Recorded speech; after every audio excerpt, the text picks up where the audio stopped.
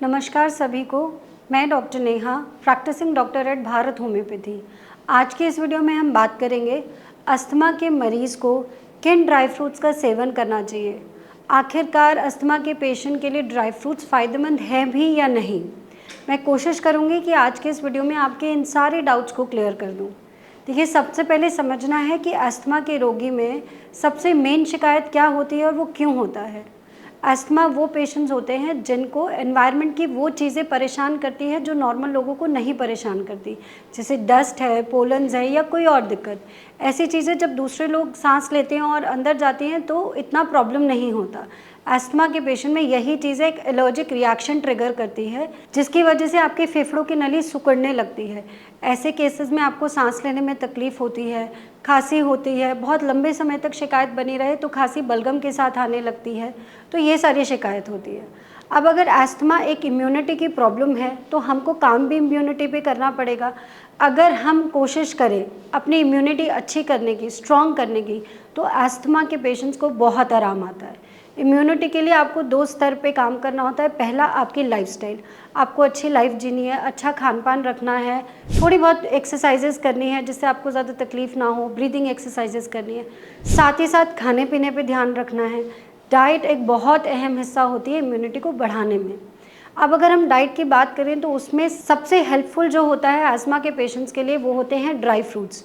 Dry fruits में बहुत सारी ऐसी प्रॉपर्टीज़ होती हैं जिससे पेशेंट की इम्यूनिटी अच्छी होती है। इसी बात को कंटिन्यू करते हुए मैं आपको कुछ ड्राई फ्रूट्स का नाम बताऊंगी जो आपको डेली लेना है और कम से कम 2 महीने तक लेना है ताकि आप उसके पॉजिटिव रिजल्ट्स को देख सकें। पहला है वॉलनट्स यानी अखरोट। आप दिन भर में 2 अखरोट का सेवन करिए। अगर गर्मियों का मौसम है तो कोशिश करिए वॉलनट्स को रात में भिगो दीजिए और सुबह में उसका सेवन कीजिए। और अगर सर्दियों का मौसम है तो आप डायरेक्टली भी ले सकते हैं अखरोट को। अब अखरोट में कुछ ऐसी चीज़ें होती हैं जो आपके अस्थमा में सुधार लेकर आती हैं, जैसे कि उसमें ओमेगा 3 फैटी एसिड्स होते हैं।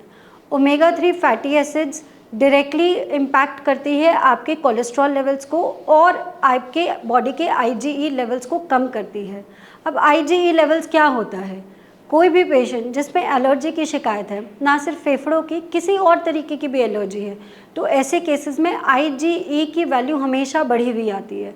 आईजीई की वैल्यू बताती है कि पेशेंट में कितनी इन्फ्लेमेटरी, कितनी एलर्जिक सिचुएशन चल रही है। तो जब आप अखरोट का सेवन करते हैं तो वो अखरोट से आपको ये फ़ायदा मिलता है कि आईजीई की वैल्यूज़ कम होती है। साथ ही साथ अखरोट में विटामिन ई की वैल्यू भी बहुत अच्छी होती है। विटामिन ई आपके शरीर को ऑक्सीडेटिव स्ट्रेस से बचाती है, इसलिए विटामिन ई को एंटीऑक्सीडेंट बोला जाता है। जब शरीर में किसी भी प्रकार का इन्फ्लेमेशन होता है तो वो एक से दूसरे, दूसरे से तीसरे सेल पे पहुंचने लगता है। इसी को हम ऑक्सीडेटिव स्ट्रेस बोलते हैं, जब थोड़ा सा इन्फ्लेमेशन बढ़कर ज़्यादा जगह पे फैल जाए। तो अगर आप विटामिन ई का सेवन बहुत अच्छे से करते हैं तो आपको ये सिचुएशन बढ़ती हुई नज़र नहीं आती है। दूसरे ड्राई फ्रूट के बारे में हम बात करें तो वो है आलमंड्स यानी बादाम। बादाम में बहुत अच्छे अमाउंट में बहुत सारे न्यूट्रिएंट्स होते हैं, जैसे मैंगनीज होता है, मैग्नीशियम होता है, जिंक होता है। साथ ही साथ उसमें बहुत ज़्यादा अमाउंट में विटामिन ई होता है।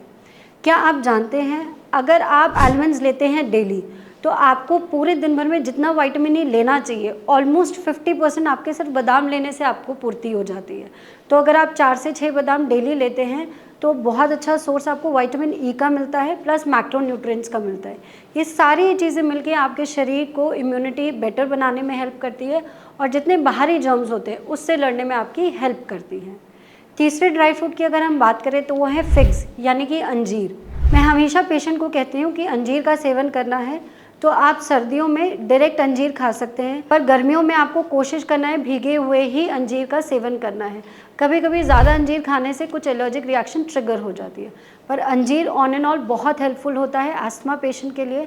और ऐसे पेशेंट्स जिनको कफ के साथ बलगम आ रही है, सांस लेने में बहुत तकलीफ़ है, वीजिंग हो रही है, गड़गड़ की आवाज़ आ रही है, ऐसे केसेस में अंजीर बहुत हेल्पफुल होता है। आपके फेफड़ों में जितना जमा हुआ बलगम है उसको बाहर निकालने में हेल्प करती है। चौथे ड्राई फ्रूट की अगर हम बात करें तो वो है फॉक्स नट्स यानी कि मखाना।